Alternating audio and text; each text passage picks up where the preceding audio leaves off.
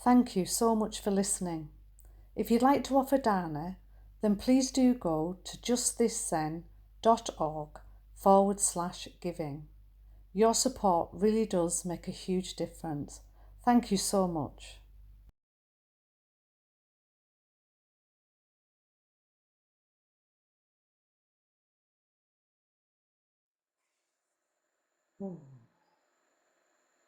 I'd like to welcome everybody tonight. I think as everybody who sits in this seat does, it's just something about watching people coming in and the Sangha that we are as we meet from all these different places across the world. So we'll start with 10 minutes of sitting and just letting yourself rest into exactly where you are right now.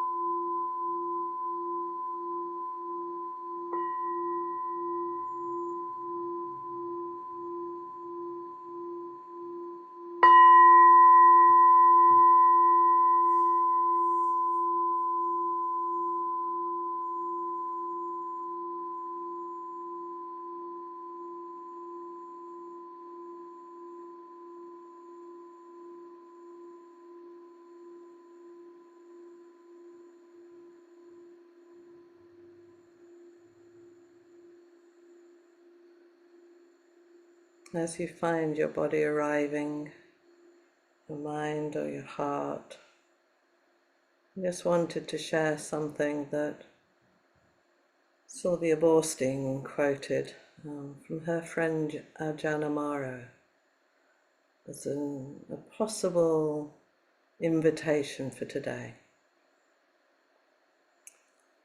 Let the mind and body assume the natural peace and ease that are the natural peace and ease of the natural body, and let it stay that way. Let the mind and body assume the natural peace and ease that are the natural space that you sit in.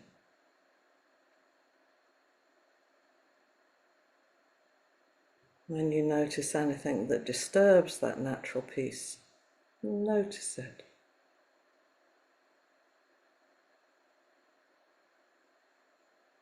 Settling into and trusting the natural peace and ease that the body has and wants.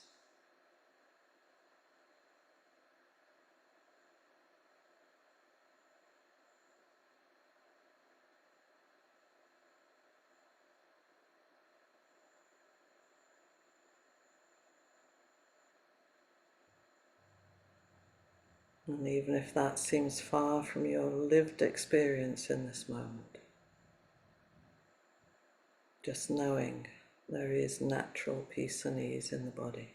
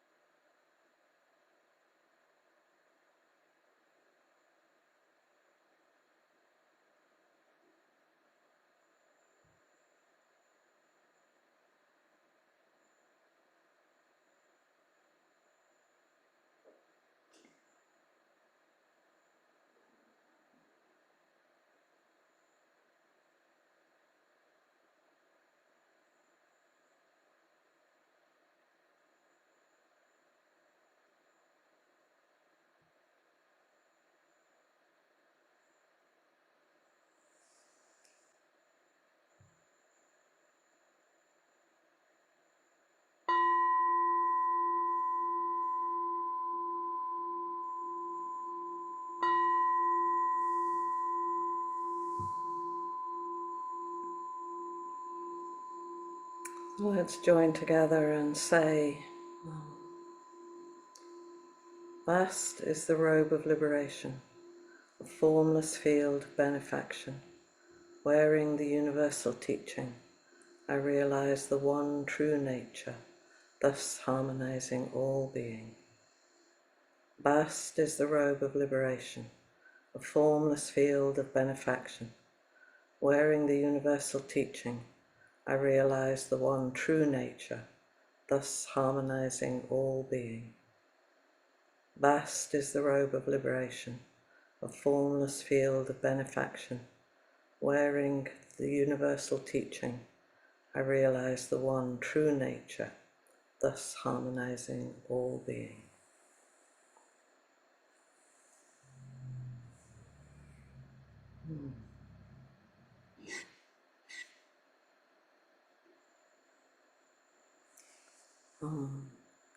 Last week, Laurie was talking about the urge to leave, to run away, and I was thinking about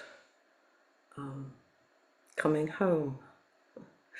So I was thinking the idea of if it ain't paradoxical, it ain't true. So there's both running away and there's coming home, and that's kind of going to be the theme of what I'm talking about tonight. And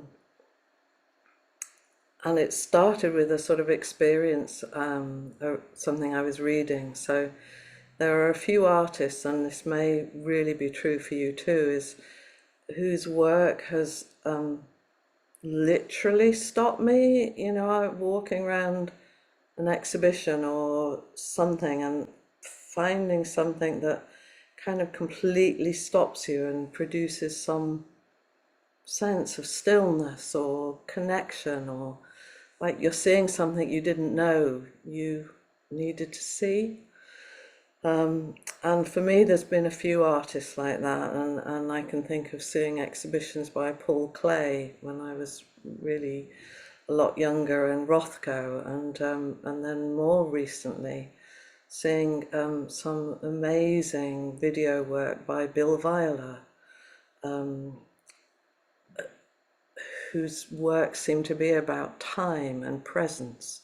I was really struck by it, and the images have kind of lived on in the back of my retina for some time. And so where he died recently, and I was reading an article where he was interviewed about his practice. And he said, we all contain natural propensities within ourselves, lying dormant, like seeds waiting for the right conditions in order to sprout.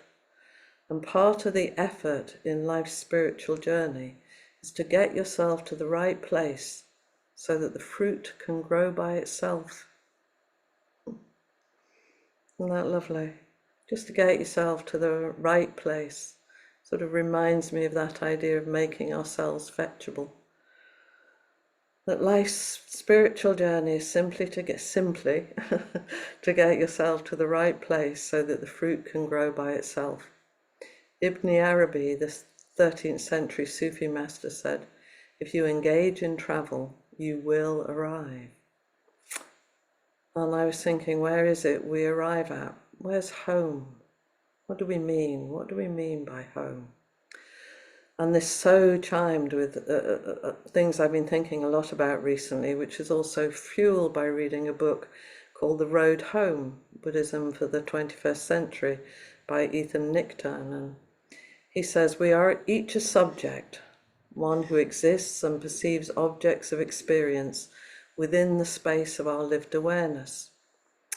When a subject can't feel at home within its own subjectivity, he has no choice but to attempt to solidify home by grasping for safety out there. When a subject can't feel at home within his own subjectivity, when we don't feel at home within our own lives, we have no choice but to attempt to solidify home by grasping for safety out there. As I initially started writing the draft for this piece, I was not in my actual home, but I was staying in a beautiful cabin amongst some trees in Devon. And it's a place we've stayed at a few times before after I've been down there working. I'd been leading a Hakomi residential, and we go there for some space and quiet. And the view out over the trees into the pasture further afield and the wide sky feels really familiar to me. And I feel at home there. And of course it isn't my home. It isn't home for me. The birds and the trees have made it their home, as well as the innumerable small creatures you can see and hear scurrying about there. And there's a particular bird with an incredibly beautiful liquid song, and you can hear it throughout the day, and they're called blackcaps. And they're visitors, they're summer visitors from Europe. And I was reading about them because I was so intrigued by their beautiful song. And I found myself wondering where home was for them, because it's usually and historically has been a summer visitor from Eastern Europe, from the cold. But with climate change, it means it's also starting to winter here in the UK. And I thought, where's home for a blackcap now? You know, if it's not a migratory bird, what does it become? And there was something about that sense of how we might get kind of dispossessed from somewhere we thought of as home. And while I was away on the residential, I was talking to some people who didn't know me that well, and they asked me where I'm from, and I have a very familiar, as I'm sure many of you do, a kind of pat response, you know. So my little pat response is, I'm from Liverpool. And it's usually met with some confusion, because if you know, Liverpool's often associated with a really strong accent. And I don't have a Liverpool accent. And again, I've got a little story I can kind of trot out about that. My sort of familiar refrain would be to joke that my London-born mother, you know, found the Liverpool accent absolutely horrific, unbearable, in fact.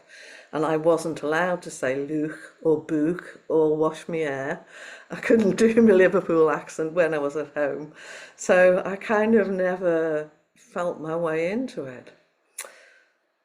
And in thinking about home, I kind of found a slightly different angle on my familiar story, which was, I thought of how dispossessed she felt, trying to make a little sanctuary for herself of Southerners, you know, with people who did not want to be Southern.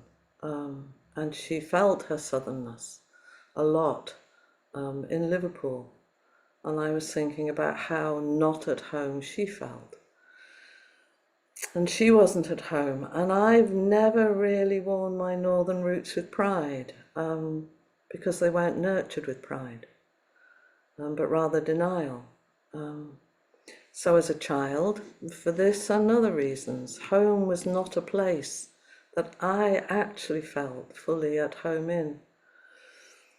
And I'm saying these things which are personal to me, but I think they might find some resonance for people about being somewhere that looks like home, or you call home, but perhaps isn't home.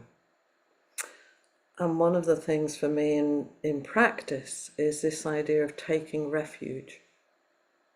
Taking refuge. And much of my life and practice has been about coming home to myself, to the me that I am. And I've always understood the idea of taking refuge, meaning to fly back, to fly back. And the dictionary also points to it being a place itself, a place of safety, a place of sanctuary. So what might it mean for us to take refuge, to fly home, to find a way home into the triple treasure, when perhaps for many of us we don't feel at home in our bodies, our histories, our culture, our place of birth, the place we currently live in? I read a beautiful piece by Zenju Earthlyn Manuel where she was reflecting on what it's like to be dispossessed of your history, your culture, your name. She talks about her time of being actually homeless. She says, without our true names, it's difficult to consider anywhere home. The destruction of tribes, names, lands, cultures, languages and truths, and the absence of documented lineage are a large part of our struggle. And here she's obviously talking about the diaspora and people who've been forced to move from one place to another, as there are many now across our different worlds who are arriving without their own histories, without their language, without their own sense of belonging. She goes on to say, home cannot be an experience of shame, terror, or rejection, but rather one of safety, freedom, and respect, an experience of love and being loved, of being known and knowing who you are. Incredible definition of home. It's not a place of shame, terror, or rejection, but one of safety, freedom, and respect, an experience of love and being embraced, of being known and knowing who you are. And I think some of us will have had that real experience of coming into the Sangha, and because of some of those qualities of being seen and being known and being loved and respect, we find ourselves feeling at home, even as a 2-inch image on a screen. And when we talk of taking refuge, we're leaning into this ancient tradition of finding home. Buddha himself left his palatial home because, having seen the marks of existence, he no longer felt at home, and he wanted to discover the home that could not be lost. And again, Zen Earthlyn Manuel talks of homelessness, which is rooted in her actual experience. And she says, homelessness is like walking in a dark forest step by step. It's an initiation. Feel into the mystery, not knowing what you may touch. In this way, homelessness can be the beginning of a new life, even when it feels like the end. In the midst of an initiation, how you see life is tested, and if you are open, it will transform you. And I thought she's talking about the very real experience of losing her physical home, but I thought actually so many of us start through the Dharma gate of homelessness, of that sense of being unhomed in our hearts, unhomed in our bodies. And I know that for many of us, and I would certainly be in this particular category, many of us adopt for safety Groucho Marx's famous quote when he was said in his letter of resignation from the Friars Club, "I don't want to belong to any club that would accept me as one of its members." And I think many of us approach community in much similar ways. If you're prepared to have me, I don't want to belong. And of course it's a safety mechanism. Of course we are all terrified of rejection. We're also terrified of belonging quite often. And we think we have a choice about belonging and home, or that other people exercise a choice for us. And when we experience ourselves as separate from the world, then that is how we experience our lives, as being never or rarely fully at home. There's a beautiful song by K.D. Lang, one of my, again, favourite artists, and it's called Outside Myself, and the words have often echoed for me, especially in my work as a therapist. It's felt like people's lived experience. And the line is, I've been outside myself for so long, any feeling I've had is close to gone. And I think some of us will know that numb way of living, so that we've been outside our own experience for so long that you don't even know quite who you are or how you are inside. And the work of coming home to ourselves, the work of sitting in zazen, the work of turning towards, taking the backward step, means coming home to ourselves, means we have to find the courage to return to the home And for many of us, the home can initially feel like it's been overrun with squatters, or fallen into disarray or decay, or you don't know how this thing works. And I was laughing about this because I was thinking we've been fortunate enough to live in our own home for a really long time. And there are some plugs and sockets that I don't know what they do. It's like we've never touched them. And I don't even know what they do. I've lived here for a really long time and I still don't know how it works. Anyway. But Katie Lang also really refers to this longing we have, the longing we have to come home. She says, "The thin ice covers my soul, my body's frozen and my heart is cold, and still so much about me is raw. I search for a place to unthaw." And we all search for a place to unthaw, I think, to reconvene, to find solace, refuge, safety, company, love, home. It says in the Abhidharma, the Buddhist psychological teachings, the body is called the soil in which understanding grows. Isn't that lovely? You've got soil in which understanding grows. And I think that for many of us, just learning to tend with love and care and tenderness this oft untended soil is the beginning of coming home to joy and connection. Norman Fisher says, the human body is not an object in the world, it is a magnificent process. Did you know you were living in a magnificent process? A flow, a ceaseless flow, a journey in itself, without intending or thinking about it. And he goes on to enumerate all the ways that your body just does its thing to get you through the world.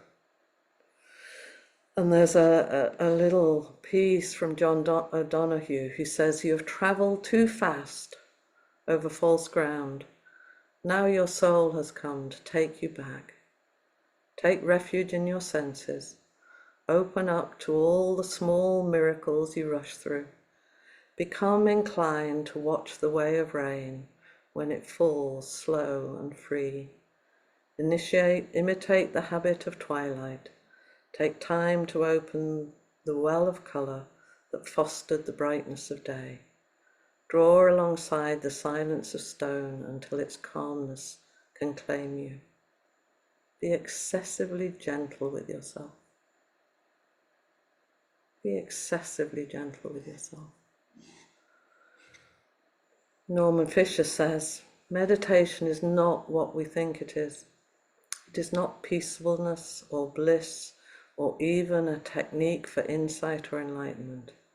In its widest sense, meditation is an open and creative way of returning home to ourselves, a way in which the mystery that we actually are can have its full expression.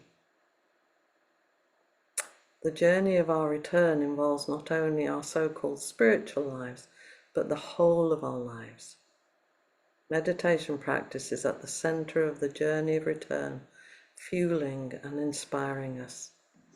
And Reb Anderson says, if taking refuge is the return flight to our own true nature, the appeal is not made to something outside of ourselves, nor to something inside of ourselves. It's an interesting idea, isn't it? It's not made to something outside of ourselves or something inside of ourselves.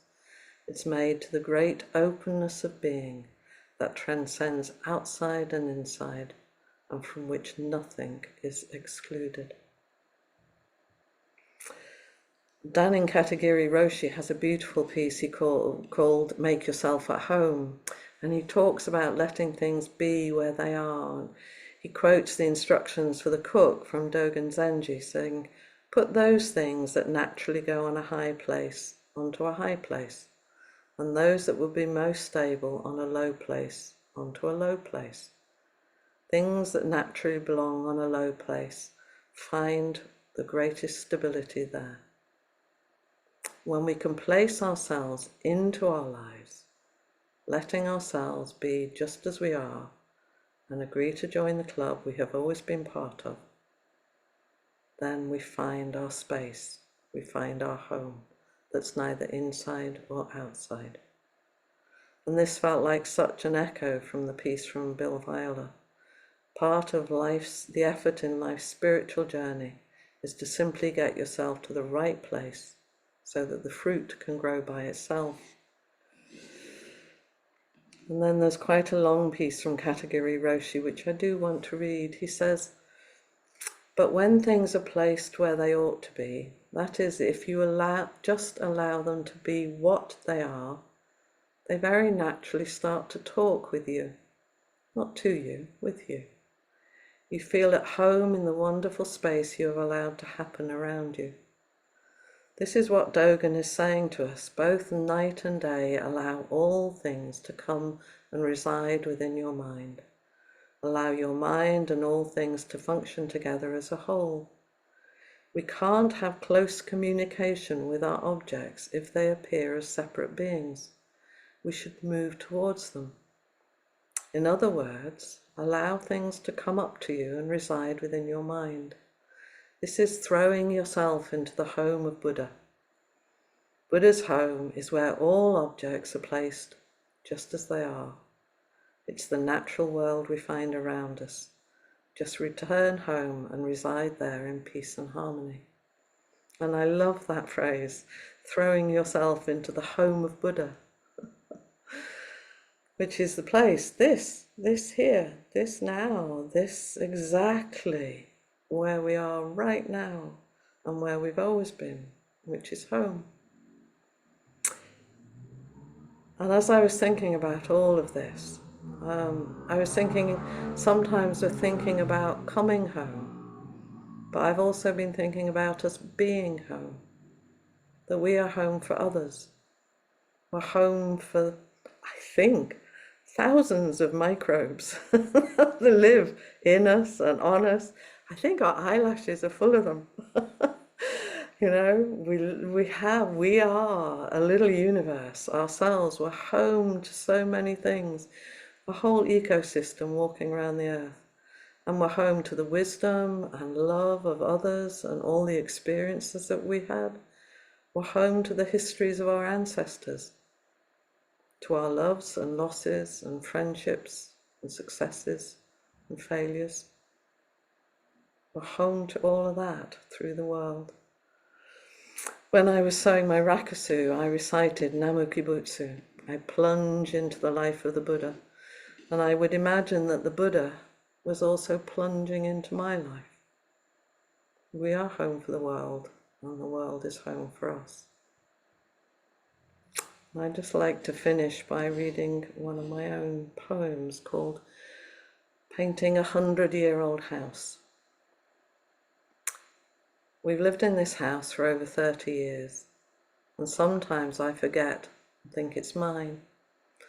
Then, as the chalky paint glides over the rippled plaster, I'm minded of all the other people who have lent their efforts and hopes here, whose voices echoed with pleasure and pain, whose names and lives I will never know. And how I don't know who in the future will occupy this, my house. Then the radio reminds me of the terrible situation in Ukraine. Other walls, lovingly decorated or hung with treasured pictures. Homes, their homes. Now no longer even here. Homes now belonging to nothing and nobody, only violence's aftermath.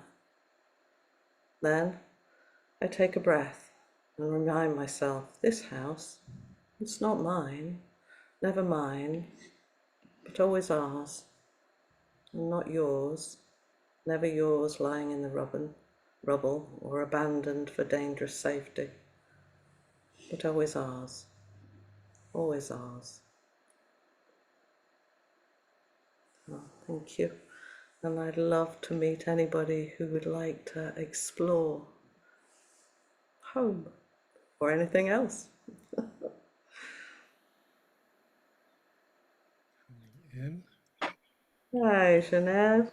Hello, what a joy to be with you. I find you a home. I something is moving in me about the relative and the absolute, and all of the homecoming you kind of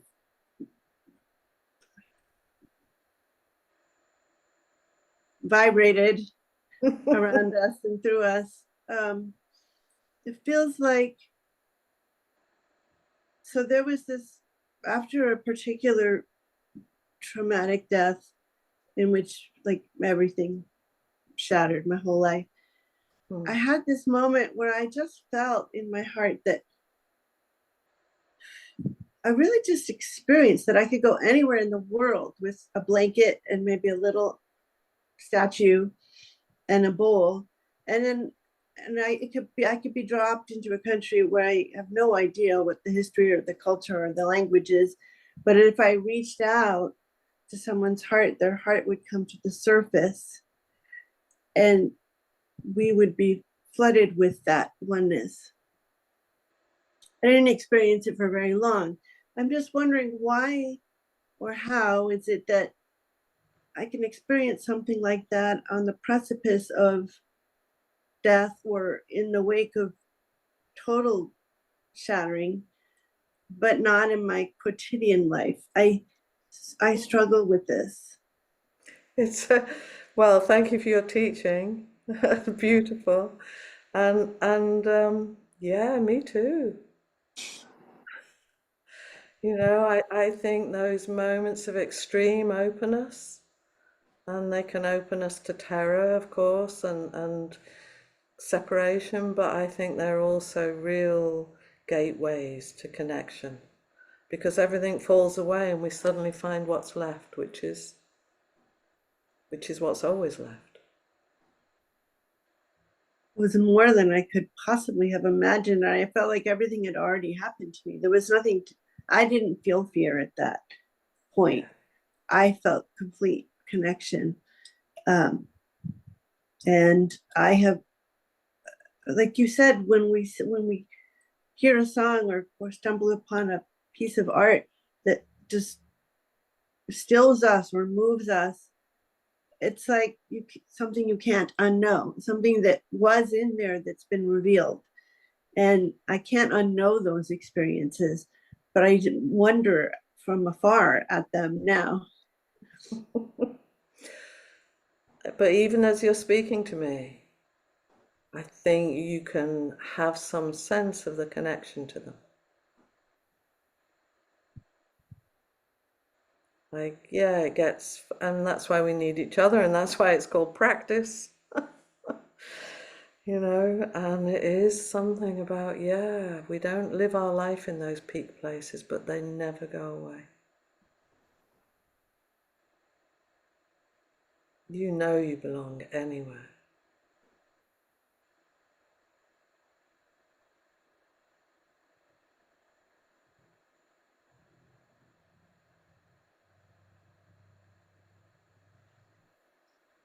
I don't think I belong anywhere, but there's something in me that goes way beyond I, that is connected to all. Yeah. It was losing the I that liberated me. That was such a relief.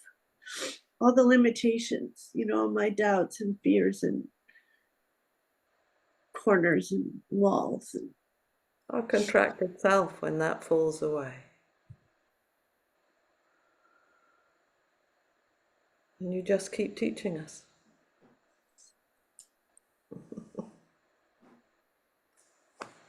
Thank you. Thank you.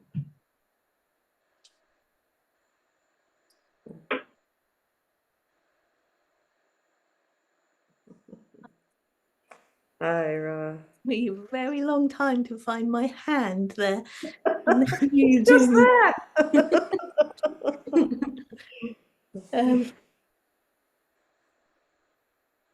That was a bit jam-packed, that talk, Yeah. with so much richness for the soil. Yeah, so much, and so many quotes that I You have know me. no idea what they were now, but they somehow, what I'm with is they spoke to this something I'm with around, can I just can I include it all? Yeah.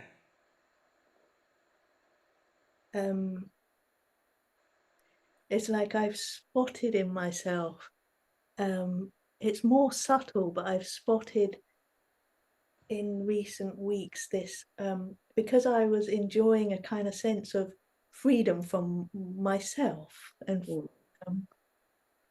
just like how relieving that is, that not a whole lot going on here, and just living and responding. And then I spotted like that part that still wants a formula for it and wants to understand, like, well, how did that come about? Like, how do we make that happen? Yeah, how can I stay here, because this feels a whole lot better. Yeah. And then of course I have this experience of, more dull again. And it's like, how to include that, still like some access to something that's much more free and dull. It's like, really, but how, like, it feels really potent, like the not preferencing, and how I'm doing that, and something like the dull, what the sense of what happens is, then there's this grapple with not, like, that's the contrast. Then there's this grapple with not wanting this, and it's not what's happening. Yeah. And not being able to include the grapple. The grapple in itself is just happening in the freedom, really. It's just grapple. Just grapple. I was thinking, there's a part of me that's just going, and the problem is? Yeah, somewhere something becomes a problem, and then it all goes a bit dull, and then it becomes about me again, about some, and it's just a lot of your quotes there, and what you were saying just felt like home is the richness of it all. Really. Everything in its place, and what's in its place is, like Genève was saying, like the quotidian life, the contraction, the self-centeredness, and the flow, the constant flow. And I was thinking, it really is why we practice together, because we need reminders. We do it in company. Your grapple is friends with my grapple, it's like this isn't a separate thing we struggle with. No, that's really it, isn't it? It so is. Yeah. We're not each in our little corner trying to perfect the home, the place. Home is all of this and all of us.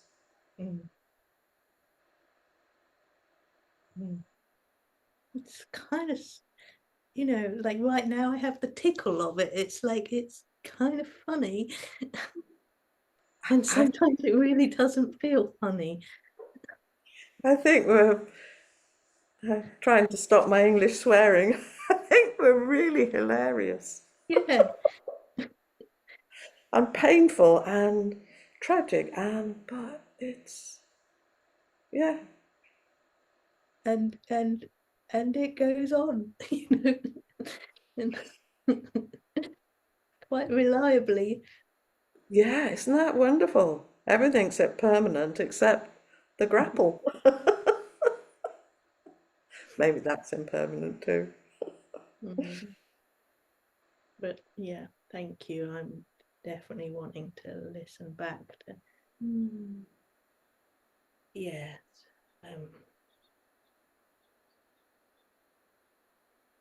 Yeah. And something about, that the Ram Dass, we're all just walking each other home. It's like we're all at home, calling each other home and calling each other home. Your home.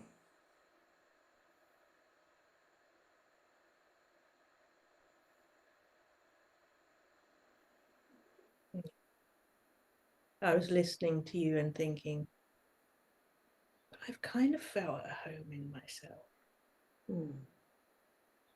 since I was little.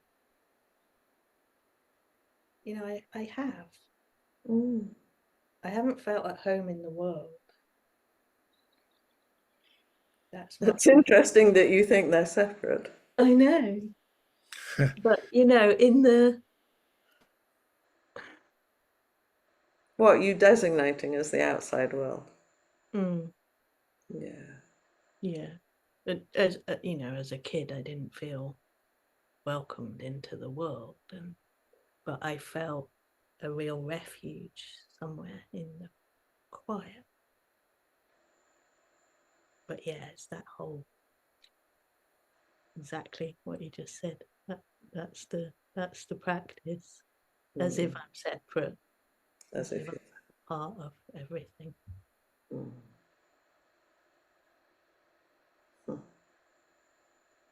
And you keep helping me so much. Yeah, me too. Thank you.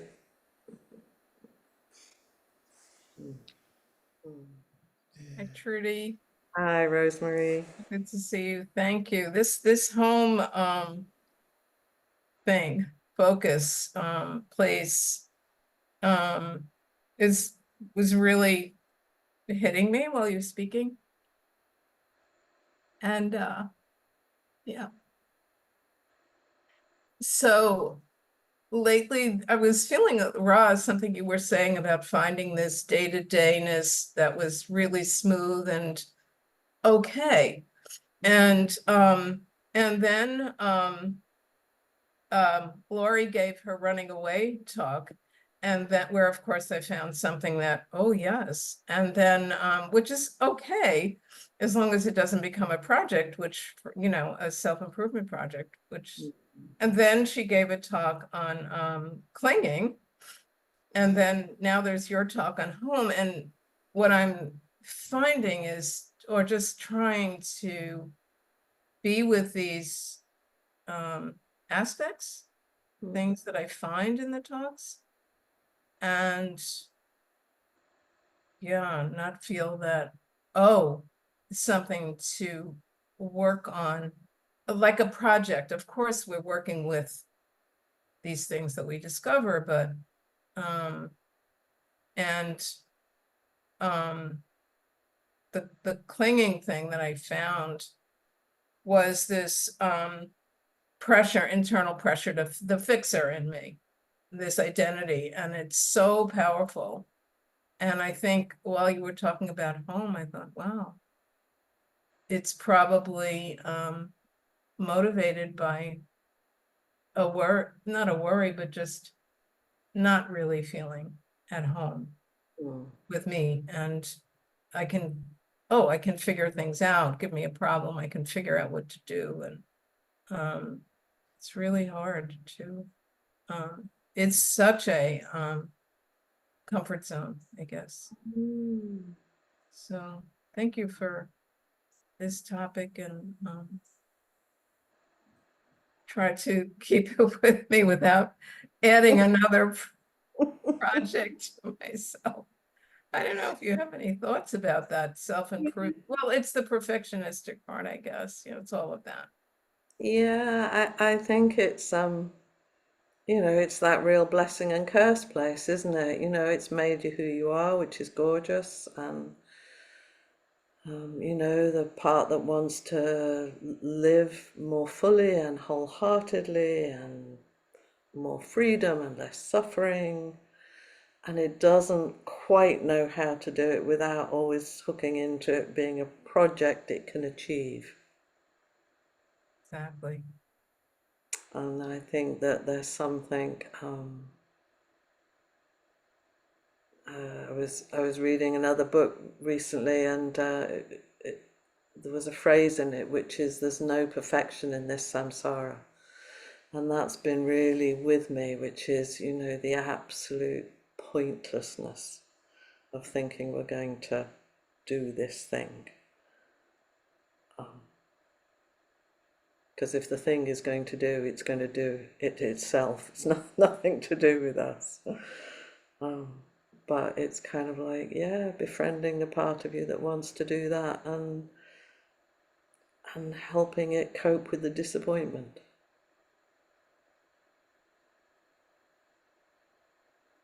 One of the thoughts that I had during your talk was, well, running away and doing and fixing could keep me from the disappointment of maybe finding home and losing it, something like that. Yeah. Oh. Like, just stay away from that.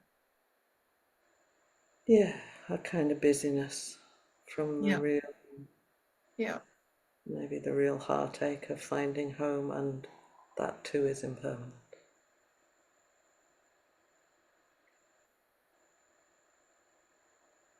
That's why we need to borrow each other's courage, isn't it? I think so. Yeah. Yeah. And I appreciate yours. Thank you. Yeah, happy to lend you some. Thank you. I know this will be the lightning round, but I can't thank you enough, Trudy, for what you've offered us today.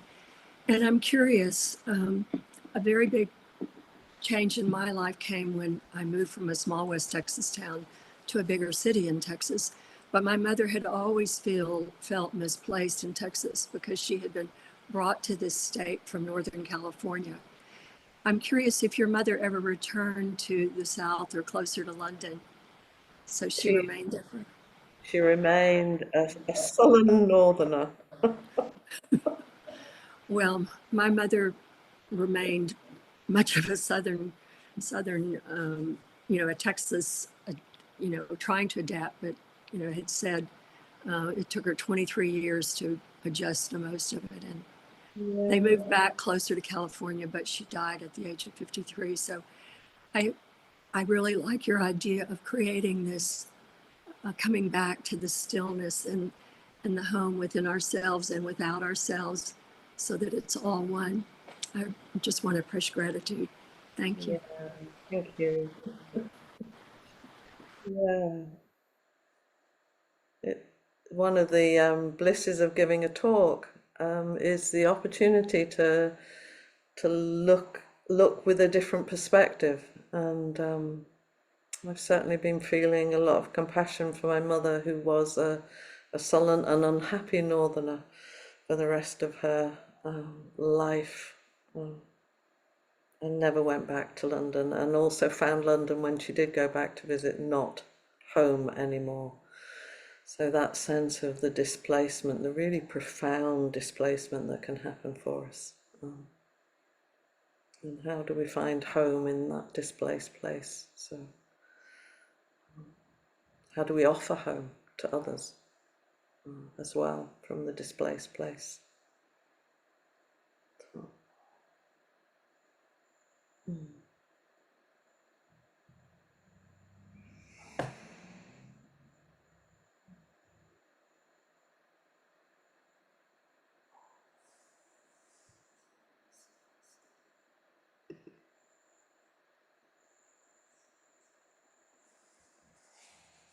just put you back on gallery view so I can just sit with you all together for the next few minutes.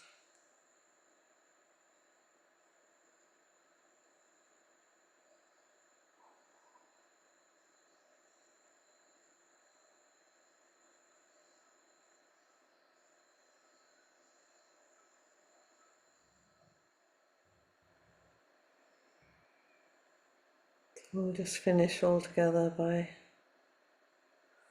saying 4 practice principles.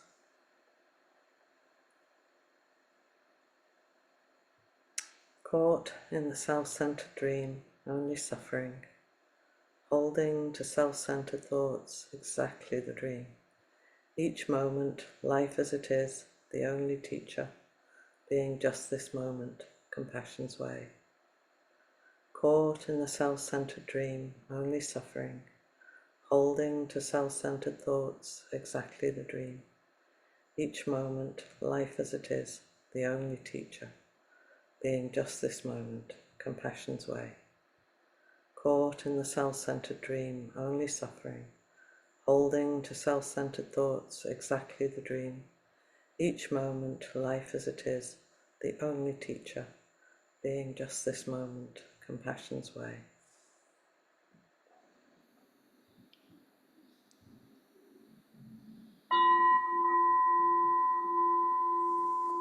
Thank you all for giving your time and attention and energy, and hand over to Ed, who's going to be offering the porch for the after talk.